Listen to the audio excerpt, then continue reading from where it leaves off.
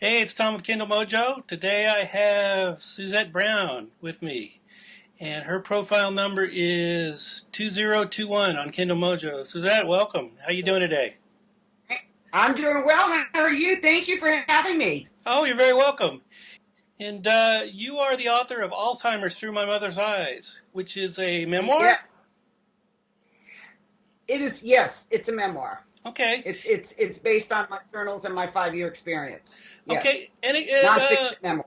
just give me a little idea, give me a rundown about how you started with this particular book. This is very personal to you. So where did it all start, and how did you get it down into a book form? Yeah, it's very personal. It was very cathartic typing it. My mom passed in 2004, and I started being her caregiver in 1999. And we moved to Hampton, and after she passed, I just had this enormous box full of journals and doctor's notes, medical notes, Alzheimer's, assisted living, convalescent center. I just had all her medical bills, and I just put it all in the big box. And people just kept asking me all these questions on what do you do? What's an elder attorney? Your mom had this. What did you go through? What steps did you take? And they said, you need to write a book. You need to write a book. I wasn't ready to write it yet because it was too fresh for me. I had lost her. And once I got disability because of my lousy knees, and then I had time to write it. And I just started one day last June and took out like 10 journal books, and I just sat down and just typed. And I put the date and what happened, and it was just a big flood of memories. But I almost threw that whole box of stuff out, and I'm glad I didn't. And I Yeah, just wrote. that's one thing that I always tell people is that once you write something down, never throw it out. You never know Oh, never where throw it it's going to out. come up. Um, so Never you throw. so in the time that you were caring for your mother, and you have my condolences for your loss. Thank Um, you. you were keeping journals the whole time that this was happening. Am I right? I did. I kind of had to because it was getting into what the doctors were telling me. The credit union started calling me. The doctor's offices called me, and she started getting in car accidents. And then she had doctor's appointments and phone calls. And then the bill people called me. The insurance people called me. I had to start keeping track of it. And talking to her doctor, he started saying, keep track of what your mom is doing because she's more forgetting and forgetting and forgetting. And it turned into more of, if not just that, with my feelings, and she'd just show up at the house. So I just started keeping journals of her activities, and it turned into like 5 or 6 separate journals with the dates in them of Oh, her happening and what happened. okay. So at what point did you decide to start putting this in book form and sharing it with the rest of the world? This is something that's very personal to you. And how did you come upon that revelation where you wanted to just share it with the rest of the world? I went into the back bedroom last year. It had just started summer here in Virginia, and I have this nice computer desk, and it's a nice, cool, calm room. And I took out the journal, and I had a little pink e-computer. I typed that whole thing in this little pink computer, and I typed 95 words a minute being a secretary, so it didn't take me long to write it. I said, I have got to tell people what it's really like being a caregiver. It's not mushy. I'm not a doctor. I can't give them medical advice. I can't give a PhD advice. But what I can tell them is what it is like being a caregiver, the emotions, the feelings, the rage, the frustration, the anger. I want to help other people, and I want them to know that it is a very frustrating job, but I did it out of love for my mom, and I wanted people to learn. I had to learn the hard way. I'm a survivor. I didn't know anything. I didn't know anything about elder attorneys. I didn't know anything about driving with Alzheimer's. I didn't know anything about laws and everything that has to do with finances.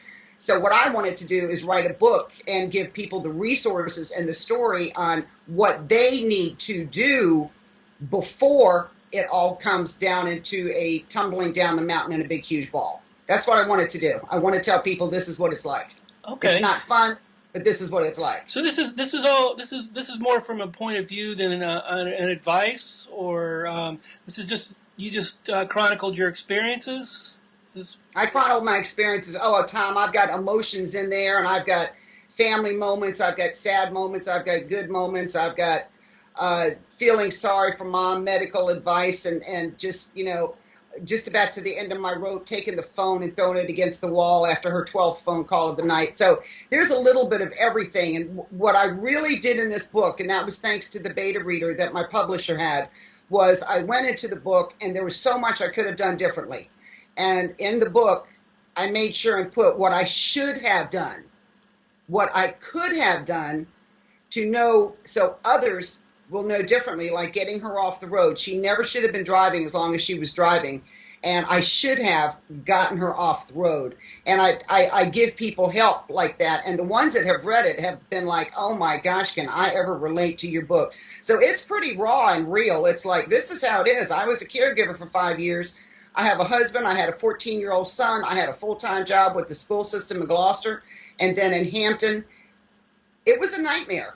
It was an absolute nightmare, and it's got financial, and it's got medical, and it's got my feelings, and it's got love for Mother, taking care of her, what her life was like, her feelings, her emotions, her independence, and her dignity. Okay. So, well, let's talk a little bit about your process now. As writing, have you ever written anything before, as far as a narrative sort of thing, or?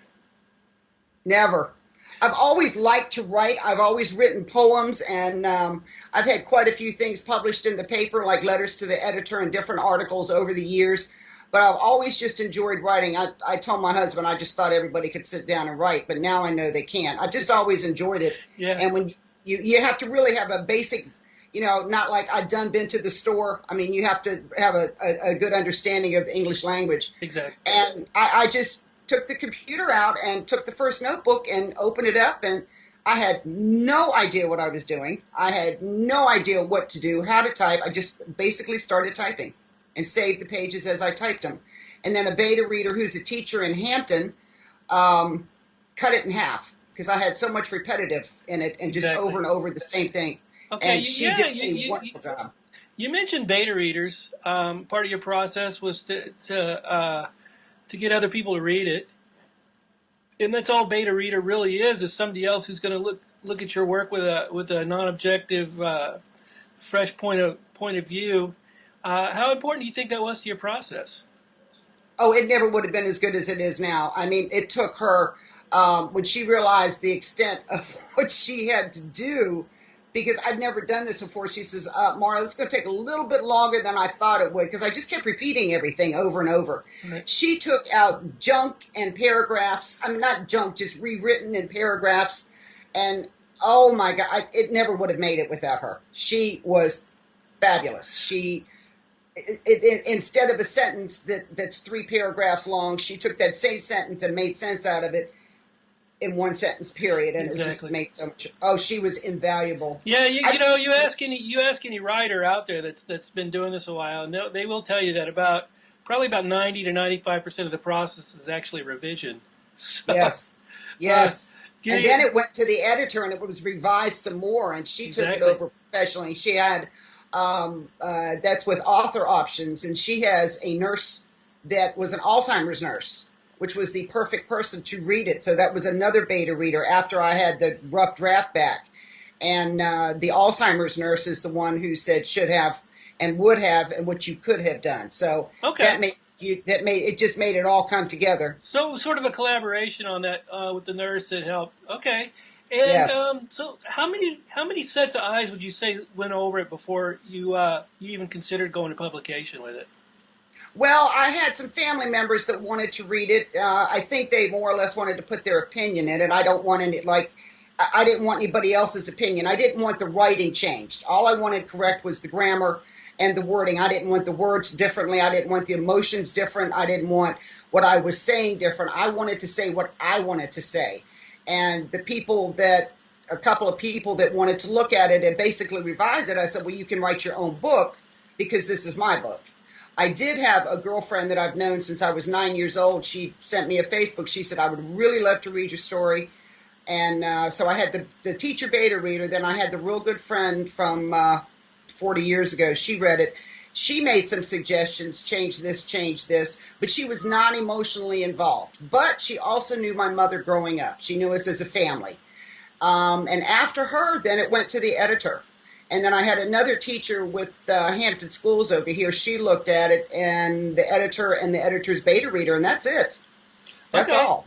Well, Because that sounds I wasn't going to change the content of it. right. Well, I mean, that sounds like you can change it without changing the content, but that sounds like you had what I'm getting at is that a lot of people out there that think there's a lot of people out there that think writers sit down and they bang out a book and then that in some kind of vacuum, and it doesn't really happen. Anyway, all right. So you got the book finished. Okay, you've taken it to the editor. You published it through a small press. Am I right?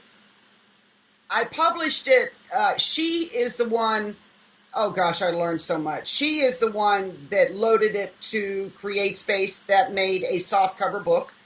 She is the one that loaded it and explained to me how the pages worked.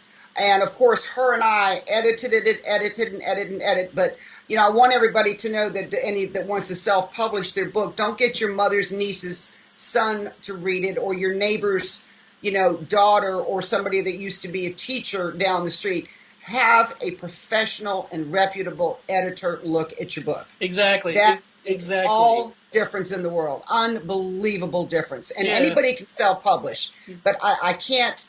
I see the ones that want marketing and they want an agent, and that is all good and fine. And then the book is it's got to be professionally done. If you want a good product, that's what you have to do. Exactly. There are several editors on Kindle Mojo that work for a really reasonable rate, and they really are worth their weight in gold.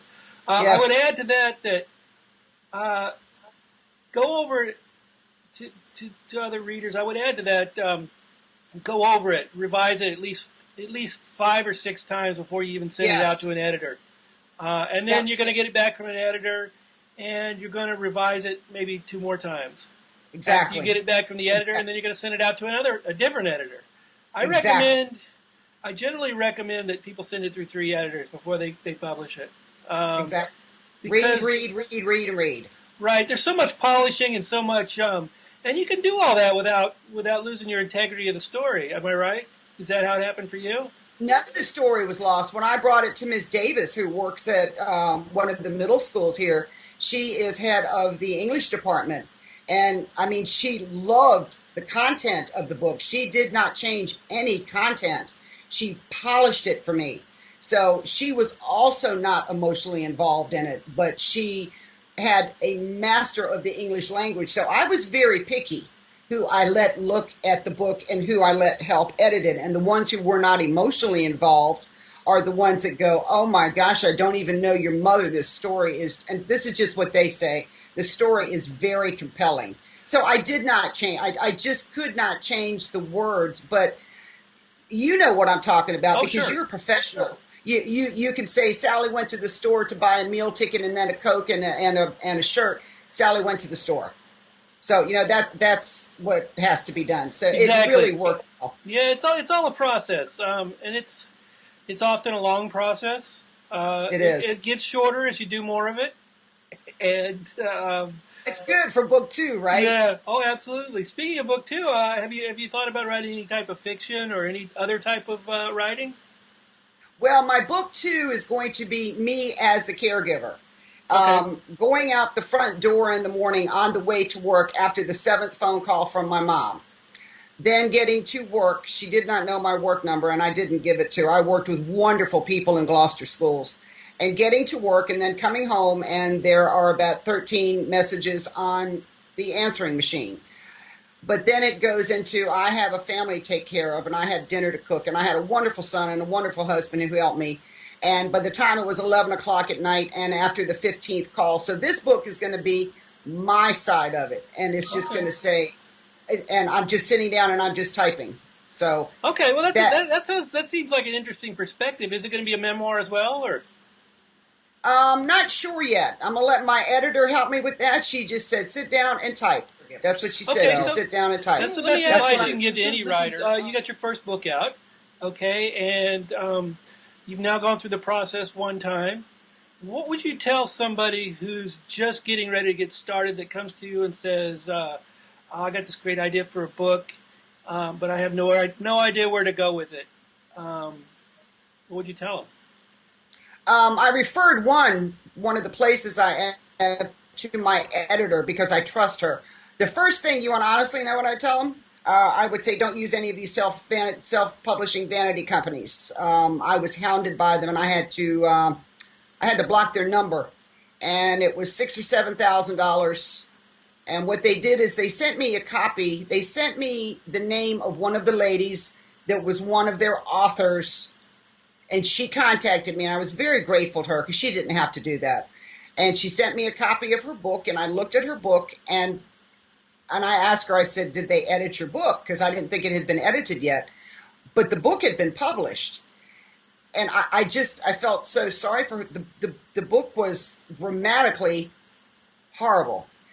My recommendation is please, please, if you get a self-publishing company, another author that lives in this area, he said, I'll tell you what he told me. He said, go to this same self-publishing company and look up fraud and scam with their names. Exactly. Look up complaints. Well, that's the thing. There, with anything that's new, this is all. And there's good ones too, I'm sure. Oh, I'm sure there are. But my thinking on that is that a lot of times, and I actually interviewed a lady who runs a self-publishing company who I would consider to be reputable. But anytime somebody wants to charge a fee up front, unless they're providing a hard service for you, like an editing or actually printing X amount of books, is pretty much a fraud. You're talking $5,000, $6,000, $7,000. Yeah, no, I know, and it's just product she got after editing. It was atrocious. Well, the thing of it is that this is also new to everybody. That anybody with a laptop's trying to jump on the bandwagon right now, and you're getting a lot of fraud out there like that. I would just recommend, I try and vet the editors on Kindle Mojo as much as possible. I can't vouch for every one of them, but there are a few I can vouch for, and they've actually worked for me. And the best advice I could give is just check them out. Just check them out and talk to other people who've used them. Don't be afraid to ask them for references. You're hiring them to do a job for you. Exactly. So, I tell you what I did. I went on places like what you have, and I found people who wrote for newspapers, and I found bloggers, and they all referred me to ASJA, American Association of Journalists for Authors. Right. And I asked her, yeah, they did. I said, I need help. What do I do? Great organization, wonderful organization. Oh, fabulous organization. They were so helpful. I said, what? I'm just about in tears. I didn't know what to do. And I said, what do I do? I need an honest and reputable author. What do I do? And they recommended BiblioCrunch to me, which is in New York. And that is a big they actually have a really good reputation. I've actually talked to other people who've used them, and that's a good place to start. With them. Yes. And then my best piece picks you. Sorry? The editor picks you when you post it online. Exactly. Right. Yes. Excellent company. Yes. Yeah. There's a little. Yeah. I mean, they don't take everybody. That's the thing. So. No. I guess the best piece of advice I could give somebody who's looking to do this is to do your homework. Be very careful. You don't have to be paranoid, but do your homework. And do as much of it as you can on your own. If you don't know how to do something, find somebody. That's the whole reason I started this website, was that I wanted a place for authors to network and be able to exchange ideas about how to do things. And how I'm so glad you did. It's so helpful. So, okay, so let's get on back to let's talk about your once you got your book published, and what steps did you take to market it, to get it out there to your readers? Started on Facebook. My son helped me get on Twitter because I had absolutely no idea there was even a Twitter. I mean, really. I paid a young man. He came over here and he set up my blog, Alzheimer's and Flower. I really enjoy that because I type stories on your elder care driving, and I post stories on does your book suck, referring to self-publishing, and I write if you could do a better job caregiving, you do it. Take over. You're complaining I don't do a good job. You do it. I'll give you the durable power of attorney. You do a better job than I'm doing. Nobody ever takes it. And I have a therapy dog. We did a therapy dog visit today at one of the hospitals, and I post her picture on there because therapy dogs is also acknowledged in my book. And I really enjoy it because I can talk to people on this is how I feel. This is what about driving? What about Alzheimer's? What about the house falling apart? So I've got that, and I think I'm on Kubug. I enjoy Kubug, and my blogging and Twitter, and so far that's it. Well, So far that's a that's it. I don't know lot. what else. That's quite a bit.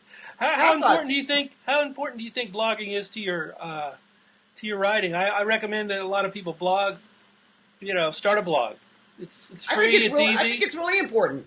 I think it's really important. I have more and more people join, and I want people to read it. I think people like that I'm open and honest about it. I also had I hand delivered it to the Daily Press, which is our newspaper here in Newport News and Hampton, and I called up there first, and I took a softcover edition to hand delivered it to them, and it also got featured in our local paper. I was so honored to open up the paper and see Alzheimer's Through My Mother's Eyes featured in our paper, and it was well written. And she said, if you know of anybody with Alzheimer's or a family member or it's coming in your family, this is a must read. It's honest. It's open. Anything you want to know, the feelings that you have, they're all there in this book. So I was really honored for that. So I can't put that it was published in the newspaper. Okay. And you have to keep going. You just have to put it out there. I joined organizations like yours and other ones online, and I have so many nice people on Twitter that have helped me tremendously. And it's just a growing process. It's a growing process. Yeah, it is a learning process. And It nothing's is. etched in stone. It's constantly changing, I think. It So, is. how important is it for you to interact with your readers? Very important. It's very important. I mean, you're dealing with I, a very focused subject. yes. Something that. So, uh, do you learn from them as much as they learn from you? Oh, yes, I do. I do. I do notice when I talk to people, they'll say, well, what do I do? And my mother this and my mother that, and or they're, she's losing her mind. And what I try to do is I say, well, and, get my book, and they'll say, well, what can advice? So what I'll do, Tom, is I'll give them advice. First of all, get an elder attorney. Get an elder attorney, make an appointment, blah, blah, blah. So I go through the steps. Oh, I can't do that. I can't do that. So I say, okay, make an appointment on your own and go visit. Bring your sister, bring your mother, bring a friend. Just go talk to her, see what you need to do because they know all this information. And I try to help. So then the next thing I tell them is call adult social services because if they're living by themselves, it's elder abuse. If they're not eating and the yard's not taken care of. But nobody ever wants to do what I recommend to them. They're embarrassed or they just embarrassed or the family doesn't approve of it. So I don't know what else I can do because Right. if you're not proactive, in Virginia, you have now it was 33 months. Now it's 5 years to get the money out of the name of the person.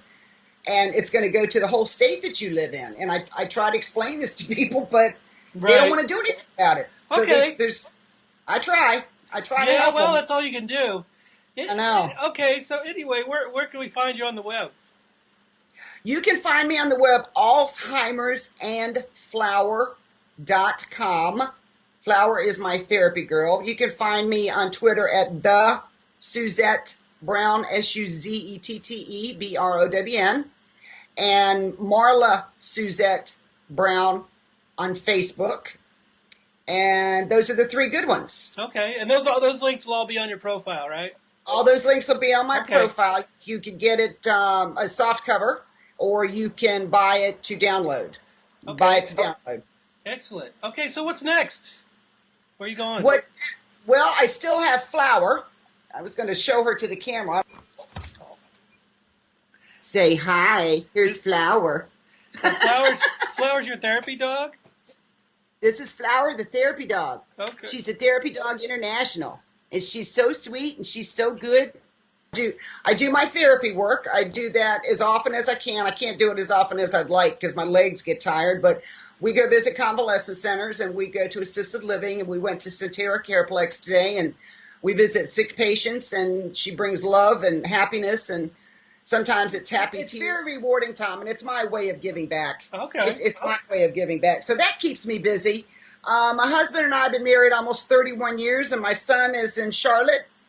and just started a new job, and we just enjoy walking and watching movies and time together and having picnics, and basically pretty boring and calm, but we really like it. Nothing wrong with It's that. nice. Okay. It's nothing wrong with that. Well, good luck So with we your enjoy it. good luck with your book. Let me know how it Thank goes. you. Thank you. It has been an honor. I appreciate it.